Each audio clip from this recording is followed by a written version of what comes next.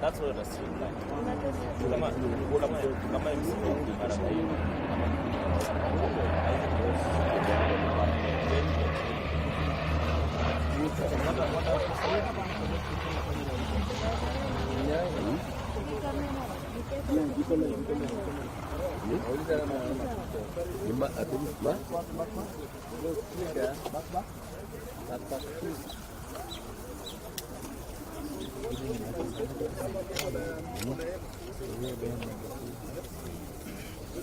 Nani toka bwana hapo?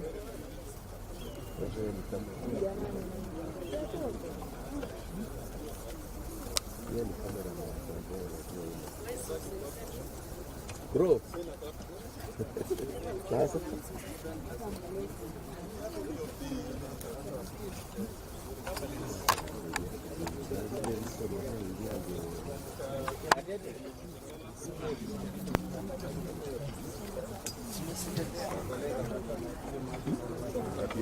Bob's family is not here. What's your name, my friend? Sit properly. Ingia sasa. Charles? Sake.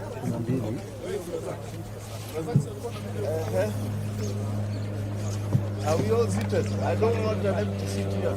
Make sure there's no empty seat.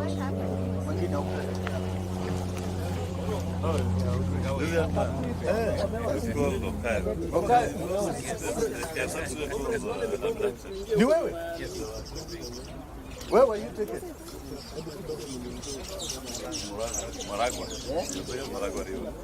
You were dropped in the one in the water? Aye. Najua, I think it's important, even before I talk, we need to introduce some key people here. Kama huyu kijana. There is also another comrade. This one who is representing the Ata Huyo, and this one who is representing Bob's family. Is anyone representing Longman? Longton.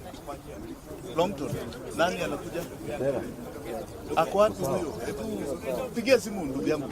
Harakisha yeye.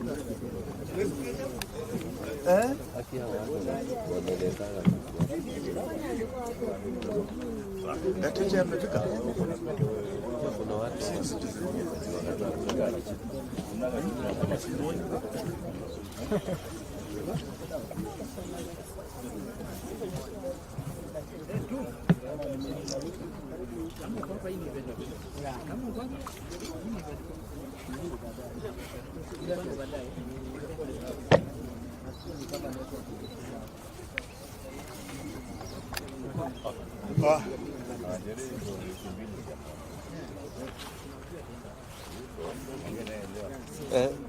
any luck?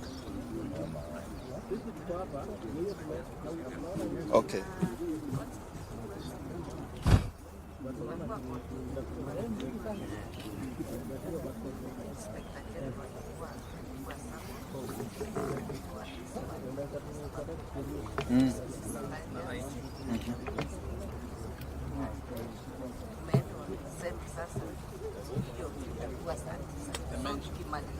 So they've been somewhere there 3 p.m. Yes, so 3 p.m.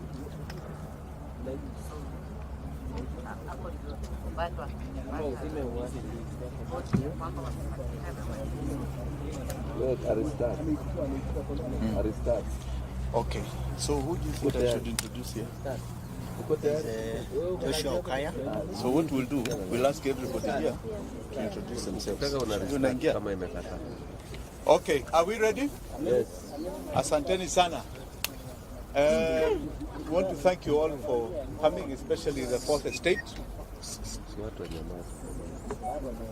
This is a very serious moment in our country's history. We are going through probably the worst times of constitutional delinquency we have ever witnessed from a head of state. We have a head of state who has decided that the constitution is irrelevant. We have police officers and so-called armed forces that have decided that our democracy and the tenets for which our forefathers fought for this country have been suspended. There is only God that we recognize that is above us. Everybody else is below the sovereign Kenyan. That is the wish of God. That is the constitution of this land. We have a statement here in relation to the killings and abductions that have been going on in this country ever since the peaceful demonstrations that started in June. Many of us on this table are victims of this. We have families here that have been so devastated by the loss of loved ones, especially young ones. But before I read this statement, I would appreciate your patience in recognition of some of the people who are seated here with me. Some people who are here with me have suffered untold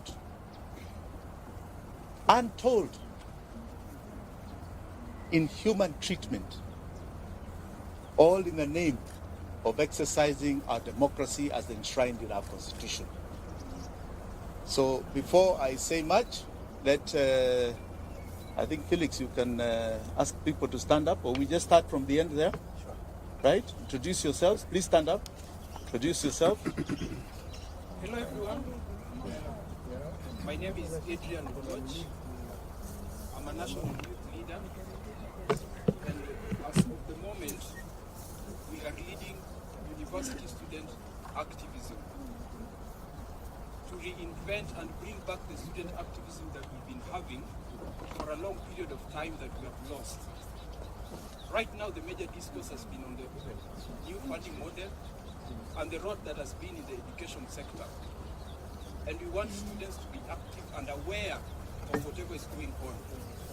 We are not in support of whatever the government has done in trying to call out student leaders in having personal meetings, which is not effective towards the success of education in this country. That is why we are needing a team of students to stand up for the students and majorly for all our individuals who are being threatened, including students themselves, by the anarchism that is being displayed by this government. Thank you. Thank you.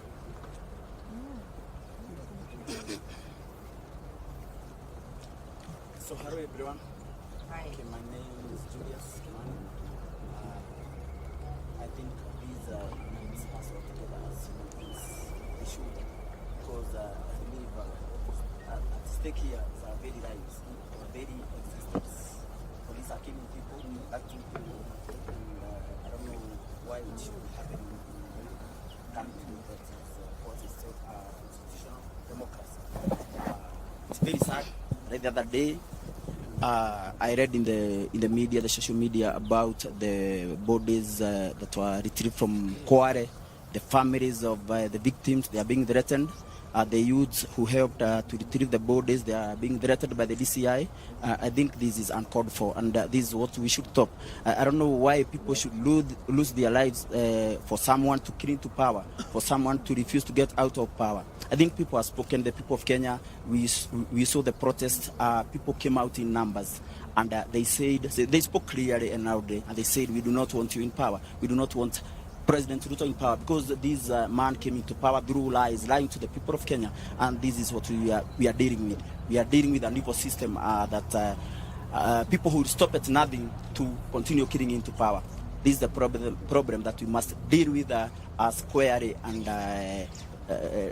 know how to get out of this mess. Thank you so much for now. You all know Kimani is a one-man army. Yes.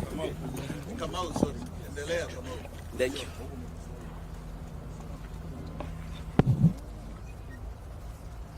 Habari zenu. My name is Florence Kanywa. I'm a social justice activist, and I am the leader Women League Free Kenya movement. Just to let you know that the 3 persons who were abducted on 19th are members of Free Kenya movement. Bob Jagi being our chairman, and we are really saddened by what happened, and we are here to demand they be brought back to us, dead or alive. Thank you. Good afternoon. Charles Olesakei. I'm Charles Olesakei from Kajiado County, youth leader from Kajiado. I am here representing Bob's family. I am from Free Kenya movement.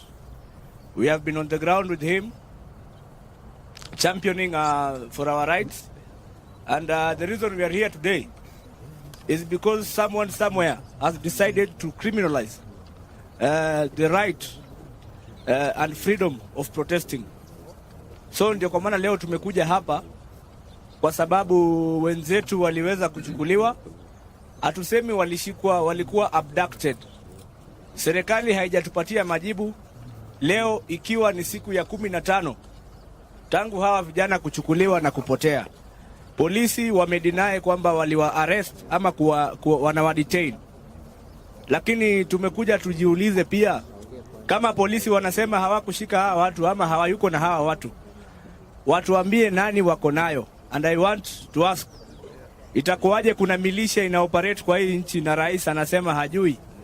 Anasema hajui kwamba kuna watu wamepotea. The president the other day said that he is not aware of anybody who is missing. So mimi nataka niwaulize, inaweza kuwa kuna mtu anaongoza hii nchi na hajui? Okay.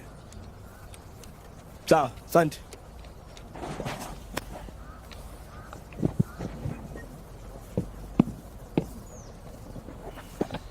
We'll come back to the introductions. Ladies and gentlemen, as I said, we are at a very sad stage in the country's history. I'm going to read this statement and know that it has been compiled by all of us because we want to send a message directly to William Samoei Ruto. Directly to him. Crooked Ruto is responsible for the illegal abductions and killings. Today, we stand in solidarity and empathy with all the families here and those who did not make it to come for their sons and daughters who have been abducted and have disappeared. It is devastating for a family and friends when a loved one disappears. Yet this is a harsh reality facing Kenya today. I myself am very touched by the plight that has been going on, and more so because Bob Jagi and the Longman twins came to visit me in Kamkunji after I was illegally arrested by the police. They were abducted after visiting me. This is 3 weeks now, and they have not been seen, notwithstanding a lot of the court orders. So this is a direct affront to some of us personally. Your pain is my pain. We are sounding the alarm. We are on the edge of an abyss and moving speedily in the wrong direction. We must wake up and collectively demand for truth, accountability, and justice. Many times it is said that if it happens to one, we keep quiet. It happens to another, we keep quiet. Eventually it will land in each of our doorsteps. We saw this during the abductions of so-called terror suspects. We've seen it over the years. But because there is a security team that tells us that it's for our benefit, we keep quiet. Today they have extended it to people who have been peacefully demonstrating in this country. Abductions is becoming a way of life. Extrajudicial killings a way of life. This is not the Kenya that was envisaged even by the makers of the new constitution. The terrifying illegal abductions, enforced disappearances, and extrajudicial killings in Kenya remain a state strategy to spread terror amongst us. The feeling of insecurity and fear it generates is not limited to close relatives of the abducted or the disappeared only. It affects each and every one of us. Illegal abductions and enforced disappearances violates the right to life, liberty, protection before the law, and protection from other cruel, inhumane treatment and punishment. Abductions victimizes the families, relatives, friends, and victims and survivors like we have here. We have a young man here who was abducted all the way to Maragua. He'll tell you his story. Abductions are a gross violation of the international law, including the Rome Statute. Abductions are kidnapping. Please understand, the state is kidnapping people, kidnapping Kenyans.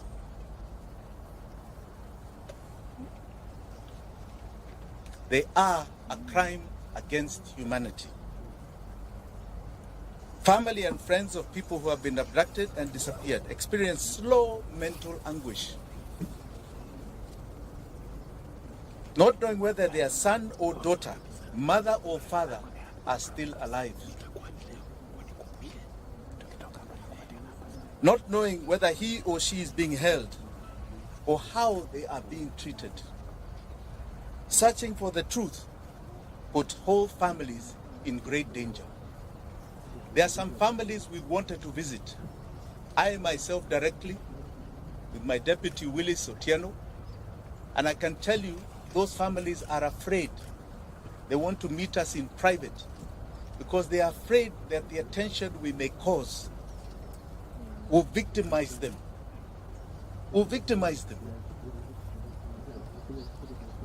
No order or instruction of any public authority, civilian, military, or other, may be invoked to justify a form of abduction, kidnapping, to enforce disappearance.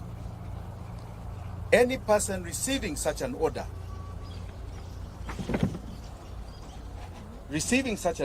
or instruction shall have the right and duty to not obey it.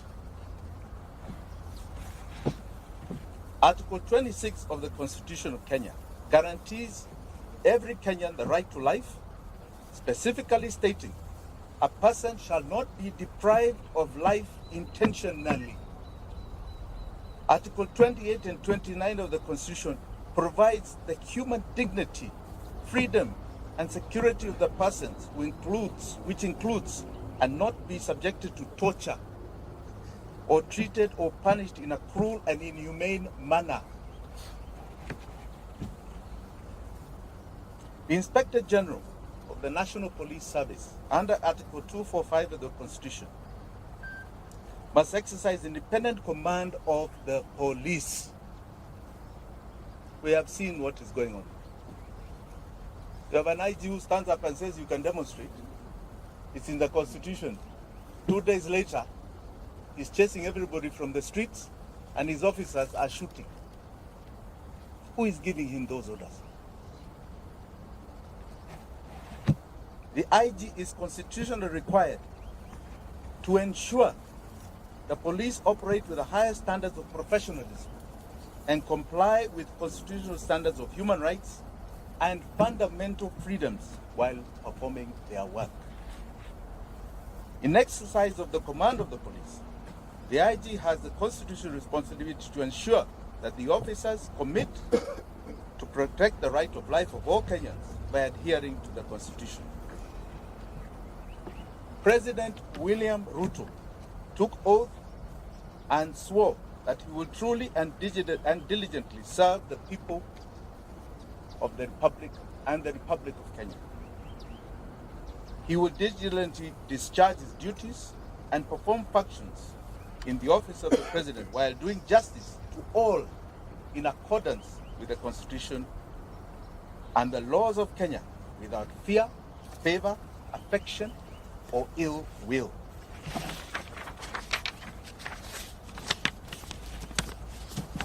President Ruto, and I say crooked Ruto, the crooked man, took oath and swore to faithfully bear true allegiance to the Republic of Kenya and will obey, observe, protect, and defend the Constitution of this country. And he will protect and uphold the sovereignty, the integrity, and the dignity of every single Kenyan. That is an oath you are swearing to God before 54 million Kenyans. Regrettably, today it can be confirmed that crooked Ruto has not only violated the Constitution of Kenya, but has contravened his oath of office. He has become a constitutional delinquent. For the avoidance of any doubt, if any of you have any, crooked Ruto is solely responsible for the abductions, enforced disappearances, and the murders of young Kenyans, Gen Z. He has turned his police force into a political militia. Kenyans must never forget William Ruto's history. And Kenyans will never forget what he's doing to us today. Crooked Ruto is hypocritically mocking, laughing, and demeaning the abducted, disappeared, and murdered sons and daughters of this country, and their loved ones who are painfully crying daily. The only crime they have committed is exercising their constitutional and democratic right to peacefully and unarmed demonstrate on the streets in our country. We will not yield to crooked Ruto's tyranny. We will not. Because to yield is to advertise to all those that have fought for the democracy that we have today, starting from 1920. We are telling them that we have succumbed to the will of tyranny. William Ruto will not take us there. He is no different. When you look at that man, read the history of people like Pol Pot of Vietnam, Adolf Hitler. Read the history of Amin Dada, who was just next door to us, Umar Bashir, who created atrocities in Sudan. He is no different. It's not a man to glorify. That is a man to feel shame that he represents this great country called Kenya in any position. Finally, I wish to assure the abducted, the disappeared, and their families here and home, you shall never be forgotten by Kenyans. Ruto may forget, may ignore, but we will never forget. You are the true freedom fighters of our time. You are the heroes and heroines of this country. Forgetting you is rejecting our own identity. Forgetting you is to renounce the meaning of our life. Forgetting you means that we do not even love our own families. We will keep the memory of our abducted, our disappeared, our murdered. Forgetting them is allowing crooked Ruto to achieve his goal of erasing our loved ones from this earth. We are going to continue demanding justice. We shall relive their memory as we do. The abducted, the disappeared, the murdered shall live forever in our minds, in our hearts, and etched in the history of this country. Thank you very much. Do you have any questions? Yes. What's your name? My name is Barack Udwok from the City Voice. Mm-hmm. The president recently said that he is not aware of any abduction, and should there be someone who is aware of such a case, should provide the names to PS Moon. Have you and your team done so? You know, crooked Ruto has a big problem. He seems to be delusional. The information is in public domain. The media has over and over stressed names. Are you telling me he does not listen to the media? He doesn't watch TV like all of us? If he was true to the oath of office that he took, he doesn't wait for people to submit names. He would have already set up an inquiry with the allegations that are already there. He should be informing us what is going on. The only reason he is doing that is because he is the one who is doing it. Okay? Let us not mince our words here. Those are his instructions being obeyed by others. And he will be held to account. The days when people just got away with things are over. The level of accountability Kenyans are demanding, and the world, is at an all-time high. He will not get away with it. Any other question? Yes. My name is Jimi. The other fact is teachings have been started at classrooms over the sea. Are you an interested party or citizen in the involved? And then, how will you pursue justice? You know, justice for the victims is historical to us. When we had ICC, that was an attempt to deal with justice for the victims. We had 1,400 people who died, 2007, 2008. Today, we are talking, we don't even know the exact number. We have bodies in the mortuary, unclaimed, unidentified. We have bodies being found in rivers and swamps and dump sites. We don't know how many. We can only estimate there may be a few hundred. I think we must start looking for justice elsewhere. We are going to make sure they are accountable in this country. One of the greatest cases that has happened, and I like you to all follow this case, is the case of justice for Baby Pendo. Baby Pendo was murdered by police in 2017. And that case is coming up October the 3rd in our High Court here in Nairobi. That case is taking to court what you call the commanders of that case.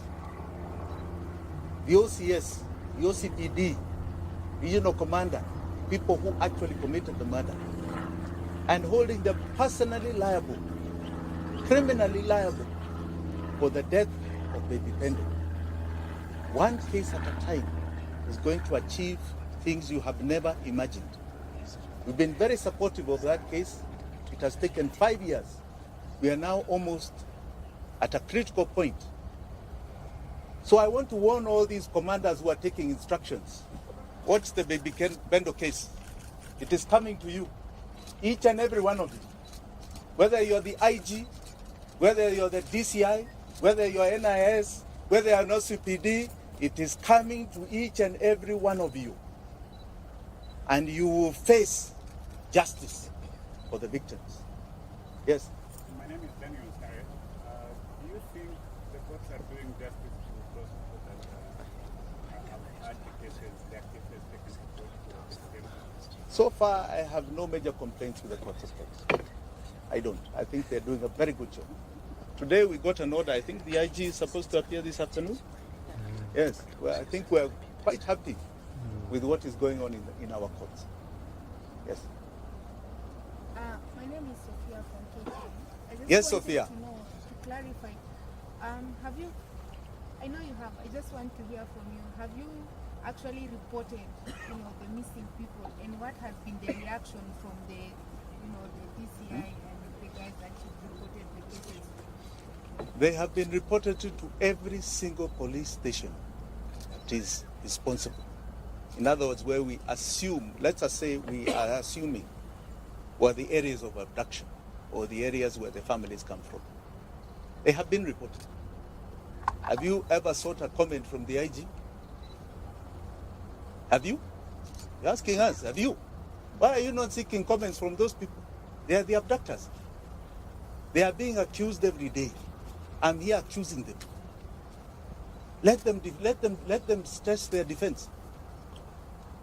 Okay? I was just asking if you follow the due diligence. Absolutely, absolutely. But the onus is not on us. The onus is not on us. It has been done. But don't be like them who want to say, oh, nyinyi mufanya report, mufanya. It's not about us. You think people are creating fake bodies and fake missing persons? Let's be sincere. It has been followed. And as you can see, there are people who are living in their own reality. They don't want to acknowledge that there is such a thing.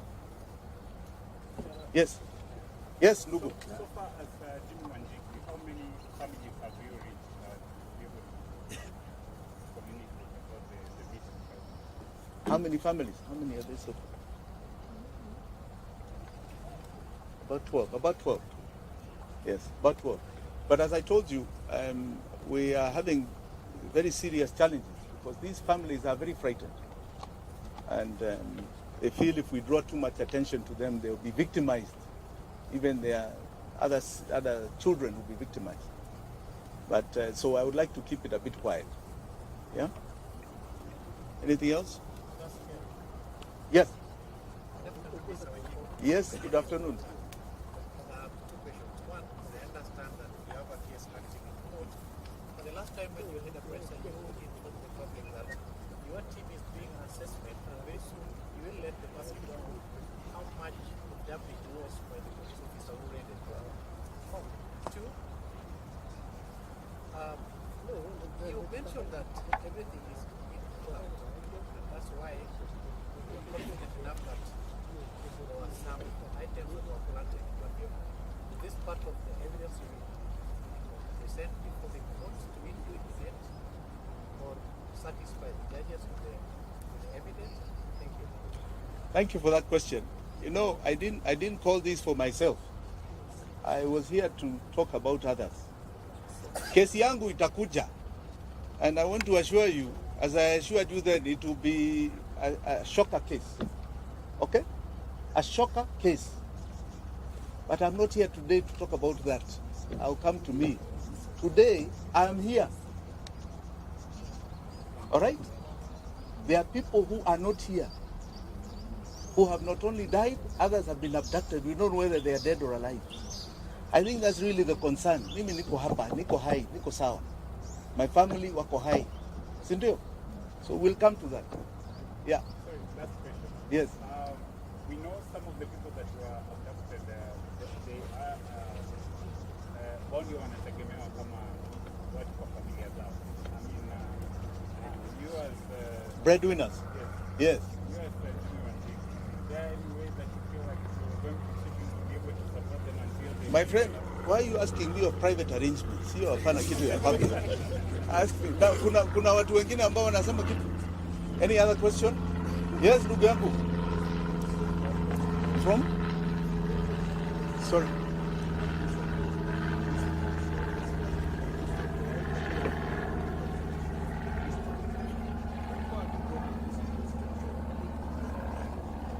You know, I don't think it's about resignation alone. These are people who should be criminals before a court. They have completely decided the law is irrelevant. And whether they resign today and you put others tomorrow, it makes no difference. The key thing is that they need to be seen in a court of law answering for the injustice that they are committing. That may be the greatest attempt at stopping continual abuse of the law by the police. We need to see an IG in court. We need to see a DCI in court. We need to see OCPDs and OCSs in court. That is what we need. There was a young man who was shot some time ago called Rex Masai. Rex Masai. That was the first one that was brought to our faces. Okay? We have had how many stories for the last 3 months? Including from these agencies, what is it called? Yes. Really? We are talking about young men's lives here. Young girls' lives. I don't think it's a matter of resignation. Yeah. Do you feel like justice is gonna ever be done? Absolutely. And do you have hope for the Kenyan? Absolutely. In fact, most Kenyans feel very hopeful. Any of these criminals who are perpetuating injustice will see that court of law. One day, that I assure you, this is not going to continue happening in this country. What is the time limit that we're giving the government to be able to produce the people, and what is the plan? Well, let us see how they answer today, because today's, this afternoon's case is critical. Many of us are skeptical. They will say they don't know where they are, they're not the ones who did it. But they also don't know what we have to prove that they are the ones. So let us see what they produce as the excuse this afternoon. Then you can ask me about time limits. Okay? Asanteni sana. Please hold on. I would like you to still hear some people here. Yeah? Please, Felix. Can we start with the former survivor? Yeah. Victim of Yeah. abduction? This young man. Okay. We can just yakuje tu hapa. Akuje tu. Exchange the Down with extrajudicial killings, down. Down with extrajudicial killings, down. Down. Viva.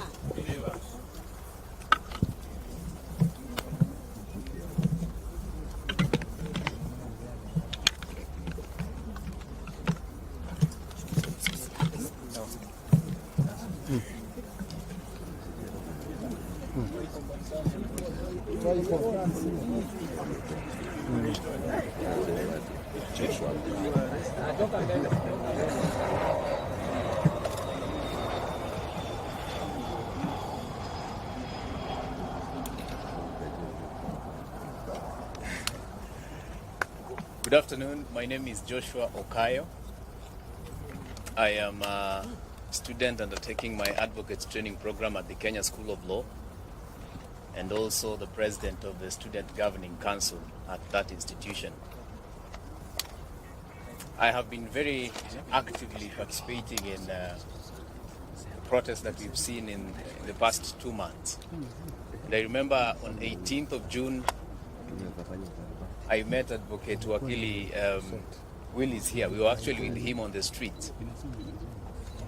And it appears to me that this was history writing itself. I got abducted on 26th of June and was released, or rather when I realized that I was released, that was 28th of June. Because I found myself at the bank of Maragua River in Murang'a. So today I'm here in solidarity with the families, friends, relatives, and everyone else who are related to our brothers and sisters who have since gone missing but have not been found. I am here because this speaks to me. I am here because I identify with the case in question right now. were it not for efforts like this, were it not for such pressure, probably I would have been found dead.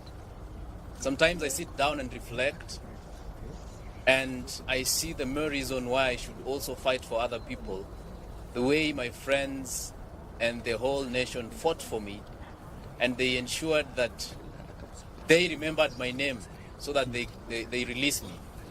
So at this juncture, remember their names, remember Jagi's name, remember everyone's name.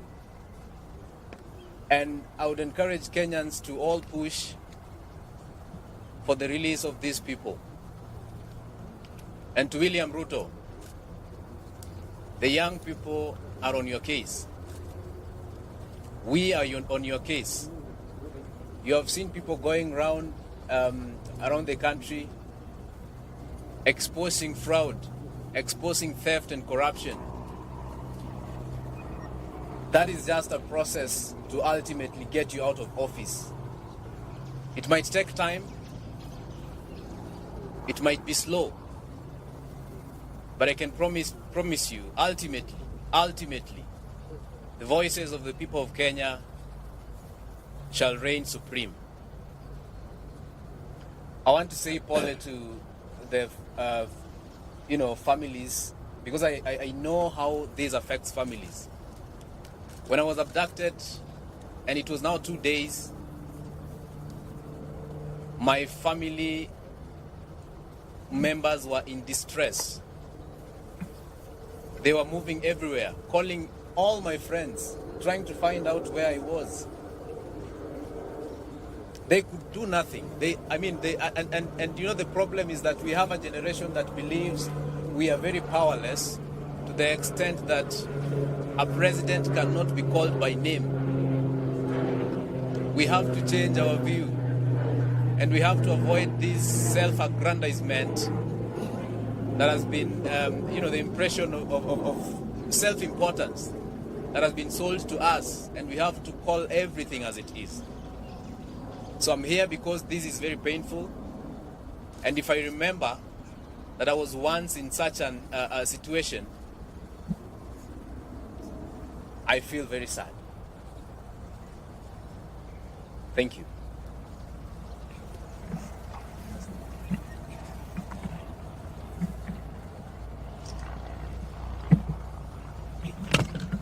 Free Jamil, free Jamil.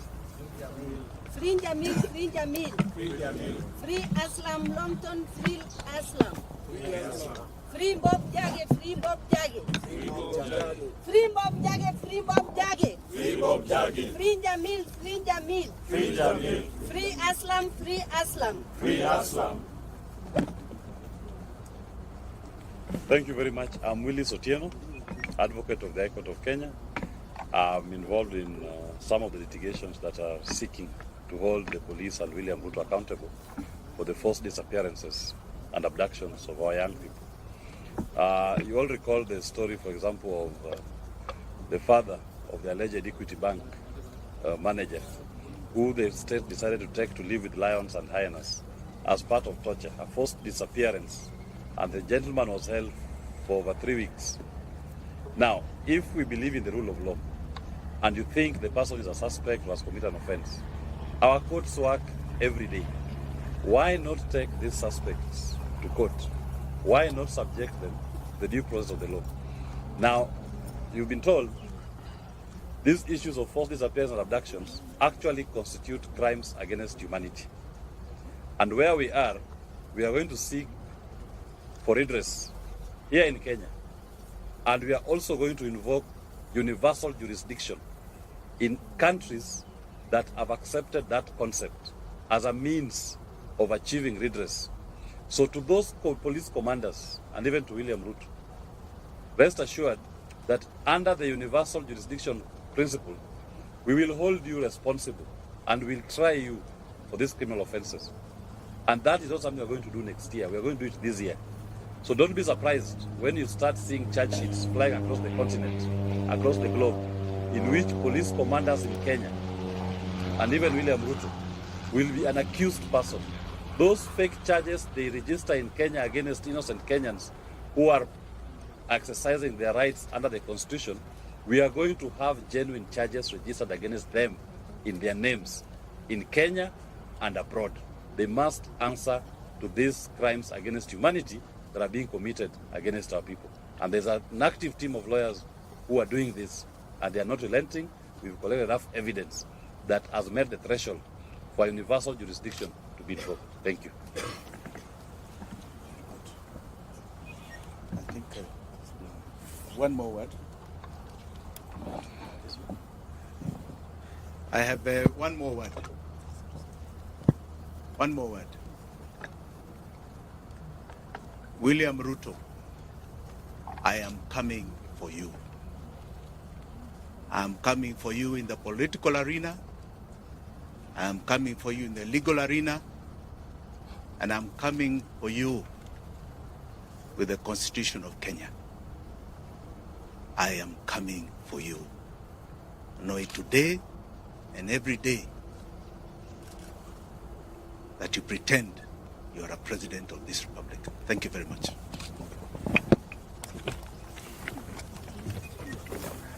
Wasiende kuchukua hiyo.